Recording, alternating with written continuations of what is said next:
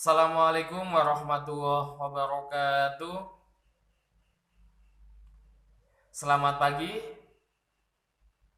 Syukur Alhamdulillah untuk pertemuan pada pagi hari ini di pertemuan yang keempat untuk mata pelajaran prakarya. Kita masih bisa melanjutkan pembahasan kita untuk membahas topik-topik yang ada pada mata pelajaran prakarya. Nah, sebelum kita memulai untuk pembelajaran kita, alangkah baiknya jika kita buka untuk pembahasan kita dengan membaca basmalah bersama-sama. Bismillahirrahmanirrahim.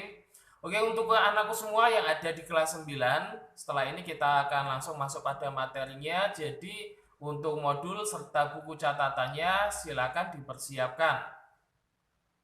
Kita langsung masuk pada pembahasan kita. Kita lanjutkan untuk pembahasan kita pada mata pelajaran prakarya di kelas 9. Untuk pertemuan kita kali ini kita akan melanjutkan pembahasan kita seperti pada minggu kemarin, masih ada hubungannya dengan materi di bab rekayasa. Untuk pembahasan kita di pertemuan kali ini kita masih akan membahas terkait tentang bab dasar-dasar elektronika, di mana untuk pembahasan di pagi hari ini kita akan membahas terkait tentang materi konsep elektronika, di mana di dalam dasar-dasar sistem elektronika itu juga ada yang namanya konsep elektronika. Di dalam konsep elektronika ini ada dua, yaitu terkait tentang elektronika analog dan juga digital. Kita langsung masuk pada pembahasan kita. Ya, kita bahas dulu terkait tentang pengertian elektronika. Elektronika sendiri itu merupakan ilmu yang mempelajari alat listrik arus lemah yang dioperasikan dengan cara mengontrol aliran elektron atau partikel yang bermuatan listrik dalam suatu alat. Nah, di mana untuk konsep elektronika sendiri itu dibagi menjadi dua, yaitu elektronika analog dan juga elektronika digital. Kita masuk yang elektronika analog.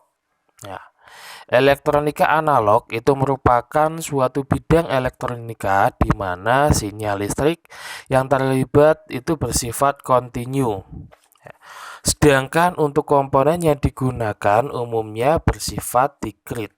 Nah, untuk analog merupakan proses pengiriman sinyal dalam bentuk gelombang, di mana untuk pengiriman gelombang sendiri itu sudah ada sekitar pada tahun 1800-an itu pertama kalinya adanya sinyal analog, yang mana untuk sinyal analog itu dimanfaatkan dalam kabel telepon yang terbuat dari tembaga. Ya, misalnya ketika seseorang berkomunikasi dengan menggunakan telepon, maka suara yang dikirimkan melalui jaringan telepon tersebut dilewatkan melalui gelombang.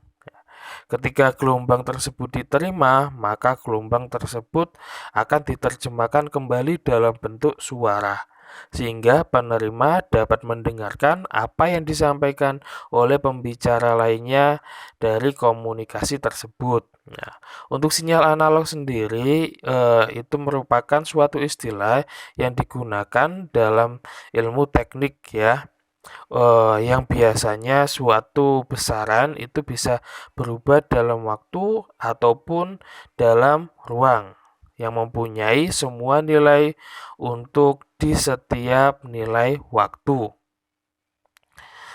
Istilah tersebut mempunyai suatu sinyal kontinu yang menggambarkan bahwa besaran tersebut mempunyai nilai yang kontinu atau tidak terputus. Untuk gelombang pada sinyal analog sendiri itu mempunyai tiga variabel, yaitu ada amplitudo, frekuensi, dan juga fase. Untuk yang amplitudo ini itu merupakan ukuran tinggi rendahnya tegangan dari sinyal analog. Sedangkan untuk frekuensi itu merupakan jumlah gelombang sinyal analog dalam suatu detik. Sedangkan untuk fase itu adalah besar sudut dari sinyal analog pada saat tertentu. Gitu. Untuk data analog ini biasanya disebarluaskan melalui gelombang elektromagnetik atau gelombang radio secara terus-menerus yang banyak dipengaruhi oleh faktor eh, untuk ciri-ciri analog sendiri itu biasanya rentan terhadap noise. Ya, noise itu adalah salah satu sinyal tambahan yang dapat menyebabkan hambatan atau memperlambat transfer informasi. Biasanya penyebab dari munculnya noise itu biasanya karena penyetingannya tidak tepat, terdapat kerusakan pada alat, adanya delay, dan juga terjadinya kontrol respon sinyal yang tidak tepat. Ya. Selanjutnya, di situ juga membawa informasi dengan mengubah karakteristik suatu gelombang dan juga sinyal yang diterima diproses dengan diamplifikasi dan juga diulang. Untuk kualitas sinyal diukur dengan satuan S atau N.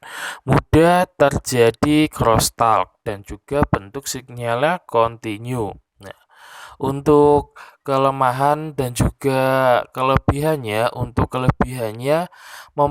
pemrosesan dari sinyal analog ini itu biasanya pemrosesannya sinyal dari alam secara alamiah.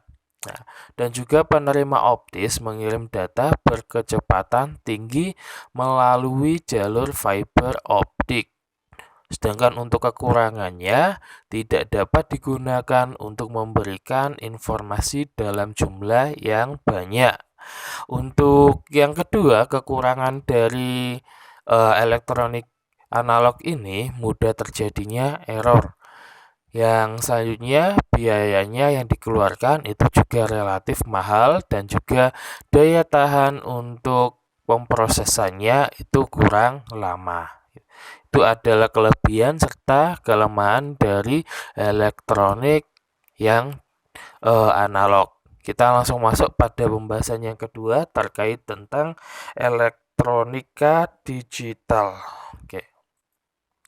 Elektronika digital itu merupakan sistem elektronika yang menggunakan isyarat digital, di mana sistem digital itu merupakan sinyal data dalam bentuk pulsa yang dapat mengalami perubahan yang mempunyai besaran 0 dan juga 1.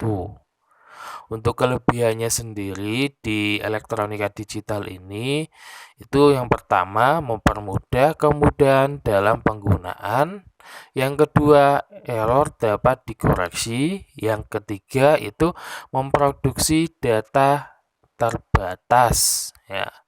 Sedangkan untuk kekurangannya itu biasanya untuk yang penggunaan elektronika digital, orang yang menggunakan itu malas untuk berpikir, tidak tahan lama, dan juga memerlukan sinkronisasi. Itu adalah penggunaan dari elektronika digital. Ya. Untuk rangkuman dari pembahasan di dasar-dasar sistem elektronika itu yang pertama seperti yang saya sebutkan di awal tadi bahwa elektronika itu merupakan ilmu yang mempelajari alat listrik arus lemah yang dioperasikan dengan cara mengontrol aliran elektron dalam suatu alat, sedangkan untuk konsepnya itu terbagi menjadi dua yang kita bahas pada pagi hari ini, yaitu elektronika analog dan juga elektronika digital. Untuk peranan sistem pengendali sinyal penting untuk elektronika ini itu sangat penting karena untuk hajat manusia yang telah maju di peradaban kita kali ini. Ya, itu saja untuk pertemuan kita pada pagi hari ini.